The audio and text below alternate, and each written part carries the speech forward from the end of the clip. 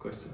A lot of people say that Islam was spread by the sword. How can you kind of explain that? Makes Islam look like a donut or a bagel or something, you know. When we talk about spread by the sword, we would say first and foremost, Islam begins in the heart.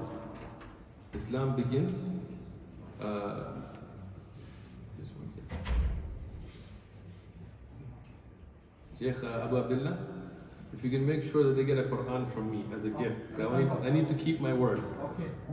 They'll get one. Excellent. Barakallah. So, when we talk about Islam being spread, Islam begins in the heart. That's where Islam begins.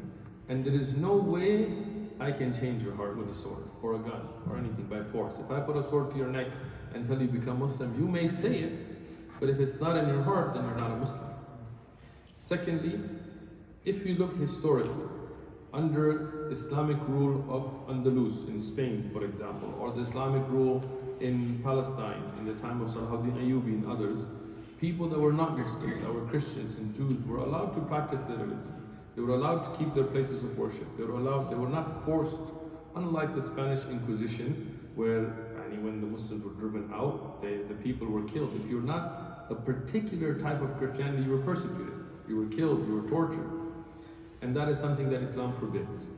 Islam has a whole system which is called the Ahlul Dhimma, right? How non-Muslims can live and use their own laws for their own family laws, for example, under an Islamic rule as well.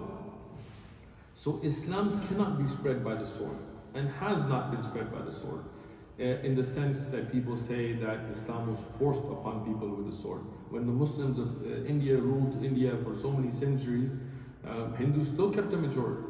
Right? They were not forced for any conversions. Unlike what we see, especially by the Catholic tradition in South America or in the Philippines or in many parts of the world, when they would forcefully convert people. That is something Islam condemns. Everybody has to make the choice if they want to be Muslim or not. This is between them and Allah. Allah has the haqq that He should be the only one worshipped, but He gives people the choice.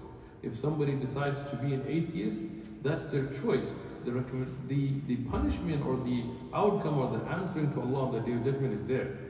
But Allah did not force that. Allah could have made everybody Muslim. But He left this as a test, as a choice to be made. So even historically, we do not find where Muslims went and forced people to become Muslim at the tip of the sword. Go ahead. She's going to take the